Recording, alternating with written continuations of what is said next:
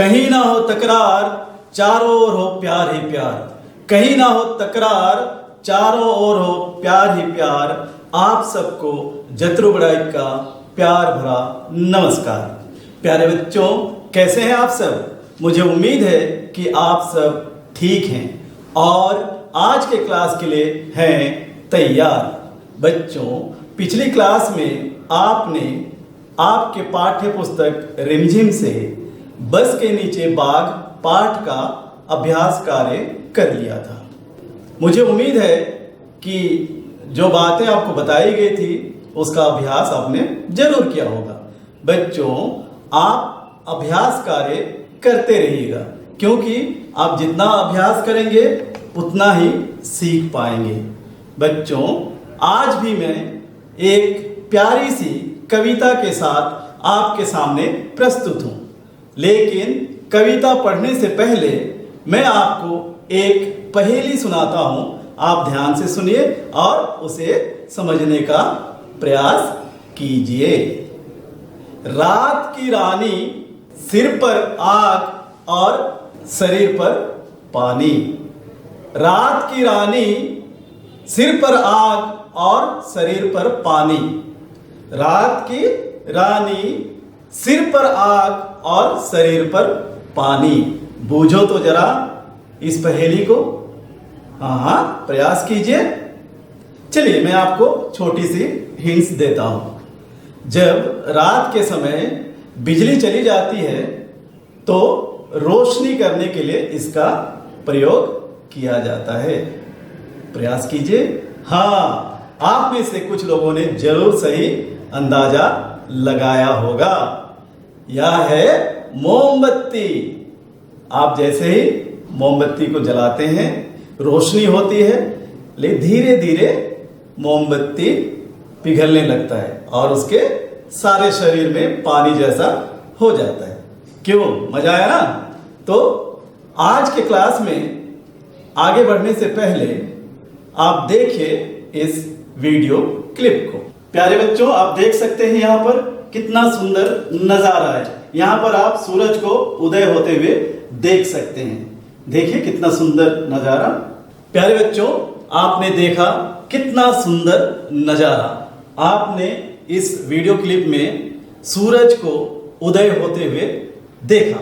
तो चलिए अब बढ़ते हैं हम आज के पाठ की ओर। प्यारे बच्चों, आज जो कविता हम पढ़ने वाले हैं वह भी सूरज पर ही आधारित है और कविता का नाम है सूरज जल्दी आना जी। इसे आपके पाठ्य पुस्तक रिमझिम के 13वें पाठ से लिया गया है। आप देख सकते हैं पाठ का नाम क्या है? सूरज जल्दी आना जी। ठीक है, तो कविता पढ़ने से पहले क्यों ना इस कविता में आए कुछ कठिन शब्दों का सरल अर्थ समझा जाए, जिससे कविता समझने में आपको आसानी होगी। तो चलिए देखते हैं कठिन शब्दों के सरल अर्थ। ये रहा पहला शब्द, गीले। गीले का अर्थ होता है बच्चों भीगा हुआ। गीले शब्द को अच्छी तरह से समझने के लिए हम इस शब्द का वाक्य में प्रयोग करेंगे। बरसात के मौसम में गीले कपड़े जल्दी नहीं सूखते। बच्चों, आप तो अच्छी तरह से जानते हैं कि बरसात के मौसम में गीले कपड़े ठीक तरह से नहीं सूख पाते हैं। आप यहाँ पर देख सकते हैं गीले कपड़े यहाँ पर सुखाने के लिए रखे हुए हैं। कपड़े धोकर सुखाने के लिए रखे हुए हैं, लेकिन अधिक बरसात होने के कारण समय से कपड़े नहीं सूख पा रहे हैं। अब देखते हैं अगले शब्द को। अगला शब्द है सीले। बच्चों, सीले का अर्थ होता है दरवाजों या दीवारों में नमी का होना। सीले शब्द को अच्छी तरह से समझने के लिए इस शब्द का हम वाक्य में प्रयोग करेंगे। बरसात के मौसम में दीवारें और दरवाजे सीले होते हैं। बच्चों, आपने ध्यान दिया होगा कि अधिक बरसात जब होती है तब घर के दीवारों में नमी आ जाती है और पानी बाहर नजर आता है। आपने जरूर देखा होगा। ठीक उसी तरह दरवाजे भी आपने महसूस किया होगा कि बरसात के मौसम में दरवाजा अच्छी तरह से खुलता नहीं है या बंद करने से बंद भी नहीं होता। जानते हो ऐसा क्यों होता है? क्योंकि लकड़ी जो है पानी को सोख लेता है, लकड़ी में नमी आ जाता है। ठीक है, इस वजह से दरवाजा ठीक से खुल नहीं पाता है। ठीक है, अब बढ़ते हैं अगले शब्द की ओर। शब्द है टिकता। टिकता का अर्थ है बच्चों एक जगह पर ना ठहरना, एक जगह पर ना ठहरना। टिकता शब्द को अच्छी तरह से समझने के लिए इस शब्द का वाक्य में प्रयोग करेंगे। छोटे बच्चों का पांव एक जगह पर नहीं टिकता है। आपको इस बात का जरूर आभास होगा कि आप लोगों का पांव भी एक जगह पर नहीं टिकता है। आप यहां से वहां भागते रहते हैं। अब बढ़ते हैं अगले शब्द की ओर। अगला शब्द है कुहासा। कुहासा वातावरण में एक ऐसी अवस्था है जो हवा में पानी के छोटे छोटे बूंदों से ठंड के कारण बनता है। इसे अच्छी तरह से समझने के लिए हम कुहासा शब्द का प्रयोग वाक्य में करेंगे।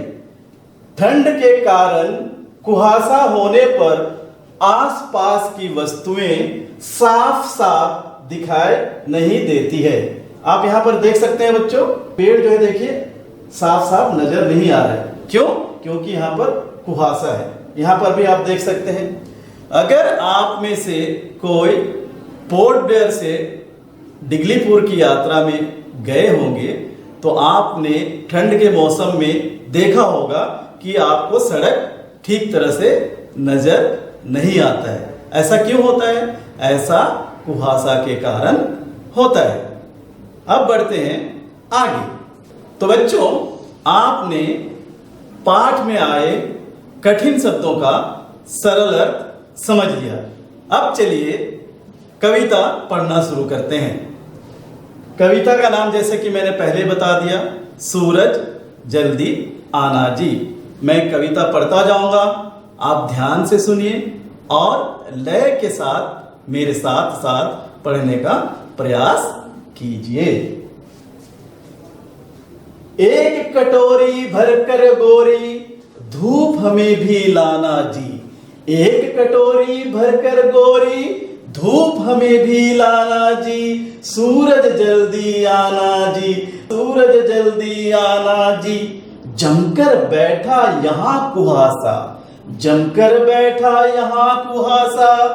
आर पार ना दिखता है ऐसे भी क्या, कभी किसी के घर में कोई टिकता है ऐसे भी क्या, कभी किसी के घर में कोई टिकता है। सच सच जरा बताना जी, सच सच जरा बताना जी। सूरज जल्दी आना जी, हाँ हाँ सूरज जल्दी आना जी। कल की बारिश में जो भीगे, कल की बारिश में जो भीगे। कपड़े अब तक गीले हैं, कपड़े अब तक गीले हैं। क्या दीवारें क्या दरवाजे, क्या दीवारें क्या दरवाजे। सबके सब ही सीले हैं, सबके सब ही सीले हैं। छोड़ो आज बहाना जी, छोड़ो आज बहाना जी। ना ना ना ना ना ना जी। सूरज जल्दी आना जी, सूरज जल्दी आना जी। प्यारे बच्चों, हमने कविता पढ़ ली है। अब हम इस कविता को समझने का प्रयास करेंगे।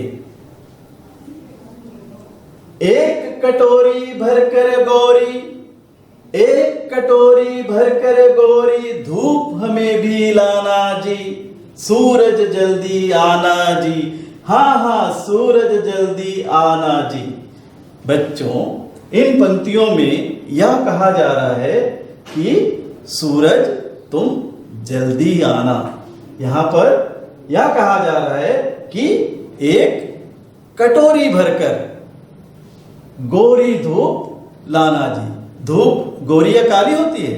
नहीं, यहां पर ऐसा इसलिए कहा जा रहा है कि धूप निकलने पर चारों ओर उजाला हो जाता है, इसलिए यहां पर सूरज से कहा जा रहा है कि आप जल्दी आएं और साथ में धूप ले आएं। जमकर बैठा यहां कुहासा, जमकर बैठा यहां कुहासा, आर पार ना दिखता है। ऐसे भी क्या कभी किसी के घर में कोई टिकता है? ऐसे भी क्या कभी किसी के घर में कोई टिकता है? प्यारे बच्चों, इन पंक्तियों में यह कहा जा रहा है कि कुहासा, कुहासा का अर्थ मैंने बता दिया आपको। कुहासा जमकर बैठ गया, जैसे कोई मेहमान कभी कभी आपके घर में आकर काफी दिनों तक ठहर जाता है, ठीक उसी प्रकार कुहासा भी काफी दिनों तक वहां पर था। कुहासा कई दिनों से साफ नहीं हो रहा था और कुहासे के कारण आसपास की चीजें साफ साफ दिखाई नहीं देती है। आपने महसूस किया होगा, अगर आप ठंड के मौसम में जल्दी उठकर बाहर देखते हैं तो कुहासे के कारण आपके पड़ोस का घर भी साफ साफ दिखाई नहीं देता है।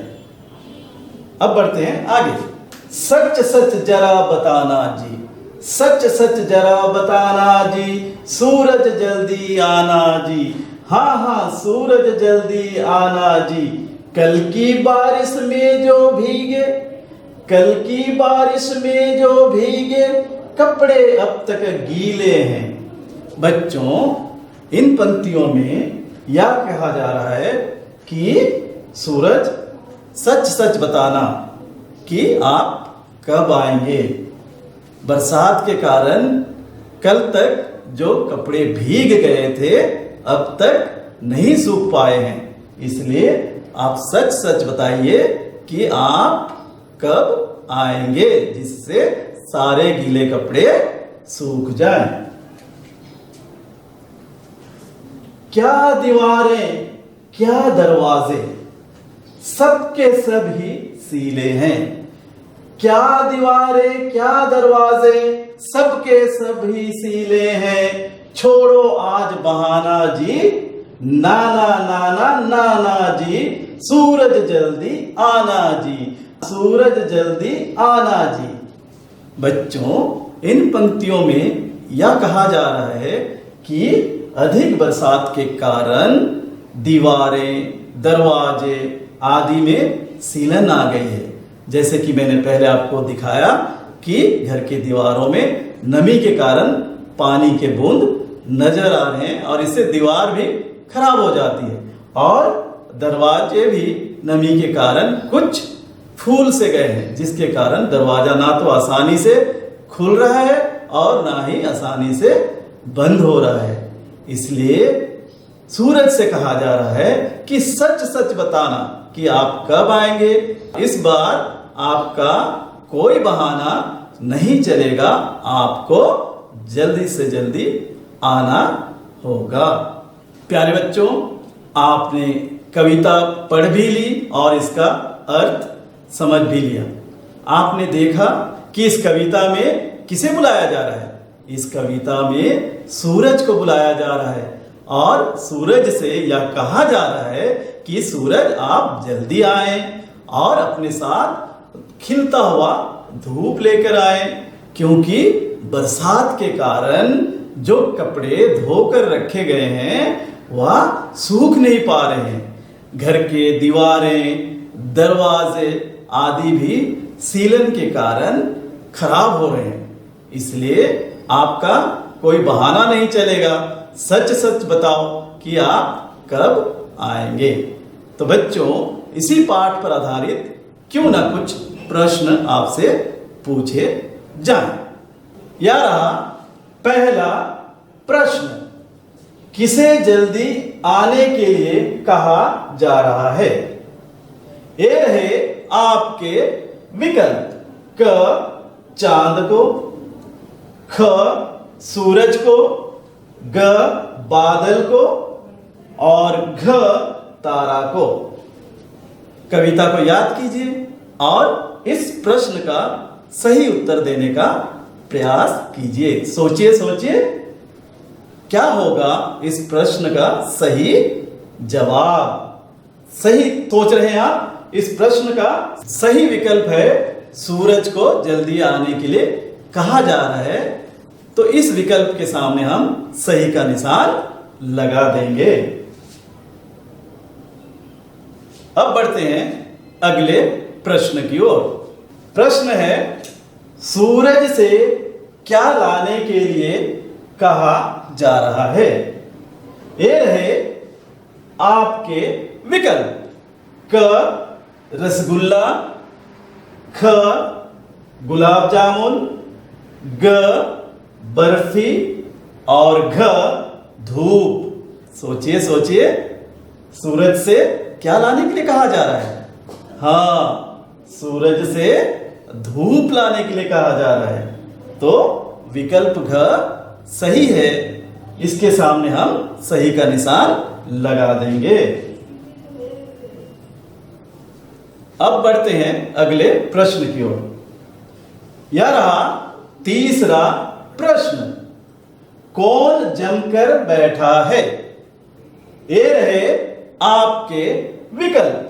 क पड़ोसी, ख दादी, ग कुहासा और घ गर्मी। सोचिए सोचिए क्या होगा सही जवाब? हाँ, सही जवाब होगा विकल्प ग, कुहासा जमकर बैठा है। तो इस विकल्प के सामने हम सही का निशान लगा देंगे। चलिए अब बढ़ते हैं अगले प्रश्न की ओर। प्रश्न है कपड़े क्यों गीले हैं? ये रहे आपके विकल्प।